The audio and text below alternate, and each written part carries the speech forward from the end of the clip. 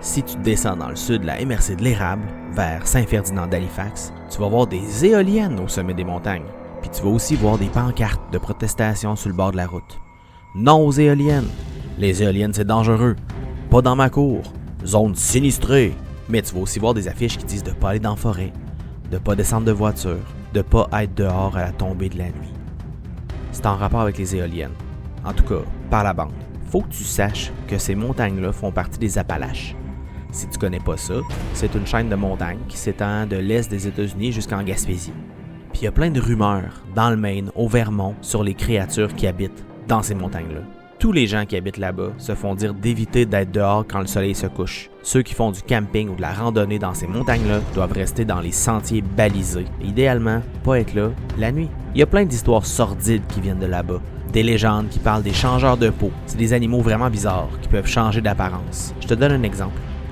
Mettons, c'est un gars assis dans son salon le soir qui relaxe. Il entend son chien qui gratte à la porte. Le chien jappe en mode panique.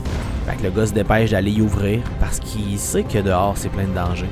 Il remarque pas que son chien, à ce moment-là, il est déjà dans la maison. C'est le stress, c'est l'urgence.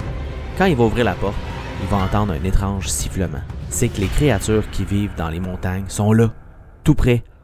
Le gars remarque pas que le chien est pas exactement de la même couleur que d'habitude, que ses yeux et ses oreilles sont pas exactement à la même place. Il ouvre la porte, le chien entre, le gars ferme la porte, puis quand il se retourne vers son chien, c'est plus son chien. C'est une créature étrange avec une immense bouche et des petites dents pointues. Puis c'est comme ça que le gars il meurt. Ou bien c'est une fille qui entend quelqu'un arriver en panique à la porte d'en avant de sa maison. La personne frappe super fort en catastrophe en appelant à l'aide. La fille reconnaît la voix. C'est peut-être sa mère, son oncle, sa grand-mère, en tout cas. Quelqu'un qu'elle connaît. En panique, la fille vérifie par la fenêtre puis elle voit vraiment la personne qu'elle a entendue. Fait qu'elle ouvre la porte pour que la personne soit en sécurité. Puis là, on va entendre un étrange sifflement. C'est que les créatures qui vivent dans la montagne sont là, pas trop loin. La future victime, elle remarque pas que la couleur des cheveux est différente, que des grains de beauté sont pas à bonne place, que la distance entre les yeux et la bouche, c'est pas la même que d'habitude. Quand la fille se retourne vers l'autre après avoir fermé la porte, c'est plus la bonne personne. C'est une créature étrange avec une bouche immense puis des petites dents pointues. Puis c'est comme ça que la fille meurt. Tout ça pour te dire que le vrai problème des éoliennes, c'est pas que le bruit dérange ou que ça brise le paysage.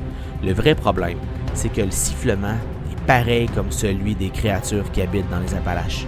C'est le bruit que font les changeurs de peau quand ils se parlent. Fait que ce bruit-là, ça les a attirés. Fait que maintenant, si tu te promènes dans le sud de la région de l'Érable, reste dans ton auto. Évite la forêt, surtout quand le soleil descend à l'horizon. Parce que les changeurs de peau sont là, aux aguets, ils surveillent, ils attendent les victimes. Puis honnêtement, quand j'entends parler de tous les projets d'éoliennes qu'on veut construire au Québec dans les prochaines années, j'ai peur.